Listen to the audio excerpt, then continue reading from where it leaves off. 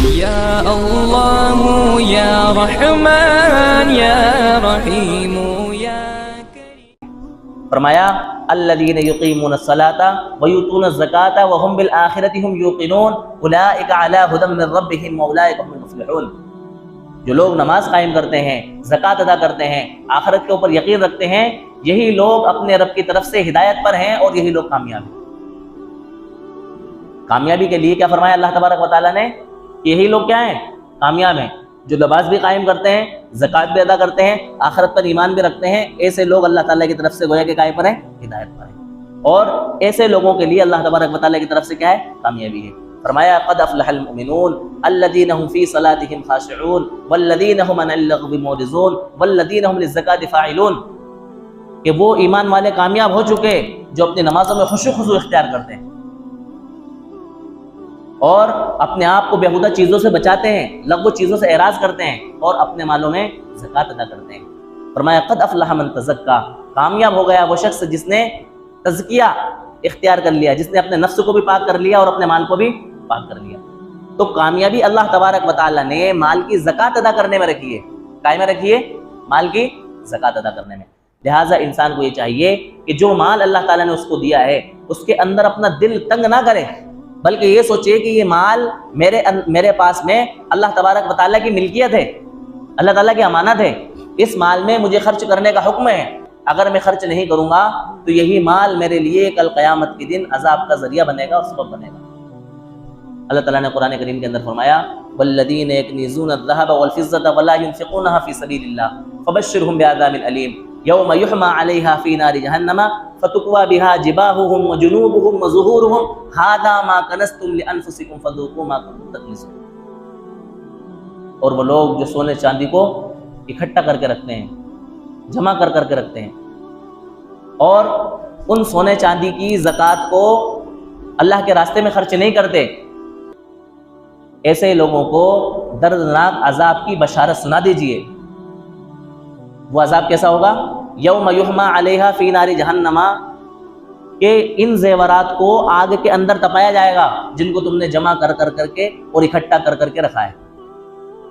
ان کو تپا کر کے، ان کو گرم کر کے، ان زیورات سے تمہاری پیشانیوں کو داغا جائے گا، تمہارے پہلوؤں کو داغا جائے گا اور تمہاری پشتوں کو داغا جائے گا۔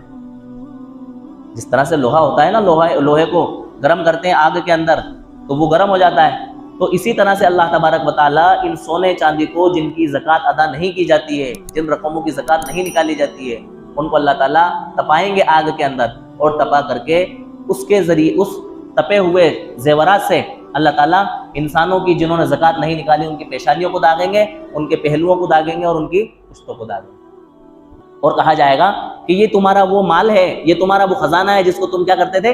جمع کر کے رکھتے تھے۔ ھذا ما کنزتم لانفسکم، یہ تمہارا وہ جمع کیا ہوا مال ہے، فذوقوا ما کنتم تکنزون، تو تم عذاب کا مزہ چکھو تمہارے ان مالوں کو جمع کرنے کی وجہ سے۔ جو مال تم جمع کر کے رکھتے تھے نا، اب اس جمع کرنے کا نتیجہ یہ ہے کہ تم اس کے بدلے میں عذاب اٹھاؤ۔ ایک حدیث کے اندر آتا ہے، اللہ کے رسول صلی اللہ علیہ وسلم نے فرمایا کہ جس مال کی زکوٰۃ ادا نہیں کی جاتی ہے تو وہ مال کل قیامت کے دن انسان کے لیے گنجے زہریلے سانپ کی شکل میں اس کے گلے میں سانپ لپٹ لے جائے گا۔ گنجا زہریلا سانپ ایسے شخص کے گلے میں لپٹے گا جس نے زکوٰۃ ادا نہیں کی، اور وہ اس کے دونوں جبڑوں کو نوچے گا، کاٹے گا اور کہے گا میں ہی تیرا مال ہوں اور میں ہی تیرا کیا ہوں؟ خزانہ ہوں۔ تو انسان یہ جو مال جمع کر کے رکھتا ہے نا، اکٹھا کر کے رکھتا ہے، یہ کوئی اچھی چیز نہیں ہے، بلکہ اس کے بارے میں مذمت آئی ہے۔ انسان مادہ پرست ہے نا، انسان آج کل دنیا میں ہر چیز گن کر کے اور گنتی لگا کر کے ہو رہی ہے، ہر چیز کا فیصلہ گنتی کے ساتھ ہوتا ہے۔ اللہ تعالیٰ نے فرمایا جمع مالا وعددا، کہ مال کو جمع کرتا ہے اور اس کی بار بار گنتی کرتا ہے کہ کتنے پیسے گئے، کتنے پیسے آئے، کتنے خرچ ہوئے، کتنی آمد ہوئی، کہاں میں نے خرچ کیا، یہ ساری چیزیں انسان کیا کرتا ہے؟ جمع کر کے رکھتا ہے۔ لہٰذا انسان کو یہ چاہیے کہ جو مال اللہ تعالیٰ نے اس کو دیا ہے، اس کے مال میں جو زکوٰۃ اس کی بنتی ہے، اس زکوٰۃ کو نکال کر کے مستحق لوگوں تک پہنچانے کی کوشش کرے۔ کیا کرے؟ مستحق لوگوں تک پہنچانے کی کوشش کرے۔ تو فرمایا کہ ہمیں اللہ تبارک و تعالیٰ نے مال کا امین بنایا ہے، لہٰذا ہمارے امین ہونے کا تقاضا یہ ہے کہ اللہ تعالیٰ کے دیے ہوئے مال کو اللہ تعالیٰ کے بتائے ہوئے طریقے پر، اللہ تعالیٰ کے راستے پر کیا کریں؟ خرچ کریں۔ اس کے لیے جو مستحقین ہیں ان مستحقین تک اس مال کو پہنچانے کی کیا کریں؟ کوشش کریں۔ حدیث پاک کے اندر آتا ہے کہ زکوٰۃ ادا کرنے کی وجہ سے یا صدقہ دینے کی وجہ سے کسی مال کے اندر کوئی کمی نہیں آتی ہے۔ انسانوں کا یہ خیال ہے نا، دیکھو ہمارے اندر تھوڑی سی بددینی کہہ لیں یا غفلت کہہ لیں، لاپرواہی کہہ لیں، کہ اولاً تو ہمارے اندر یہ رجحان ہی نہیں ہے کہ ہم صحیح طریقے سے کیا کریں، زکوٰۃ نکالیں۔ اگر تھوڑی بہت ہمیں دین کی سمجھ ہے تو ہم ویسے ہی بغیر حساب اور کتاب کے ایک اندازے سے کیا کر دیتے ہیں، زکوٰۃ نکال دیتے ہیں۔ اچھا پھر زکوٰۃ نکال دی تو اس کو کہاں خرچ کرنا ہے یہ سلیقہ بھی ہمیں نہیں معلوم ہے۔ اپنی مرضی سے جہاں چاہا، جہاں ہمارا دل چاہا، ہم نے اس کو وہاں پر کیا کر دیا، خرچ کر دیا۔ بعض مرتبہ یہ ہوتا ہے کہ انسان دینی کاموں پر کچھ پیسے خرچ کرتا رہتا ہے۔ فرض کریں کوئی مانگنے والا آیا، اس کو دے دیا، مسجد میں چندے کا اعلان ہوا، اس میں دے دیا، کہیں پر اور کسی کو مدد کی ضرورت پڑی، اس کو دے دیا۔ اور انسان یہ سمجھتا ہے کہ ہم تو خرچ کرتے رہتے ہیں، ہماری زکوٰۃ تو نکالتی رہتی ہے، ہم تو مال خرچ کرتے رہتے ہیں، ہماری زکوٰۃ تو نکلتی رہتی ہے، اب ہمیں الگ سے زکوٰۃ ادا کرنے کی ضرورت نہیں ہے۔ یہ خیال کیا ہے، غلط ہے، ایسا نہیں ہے۔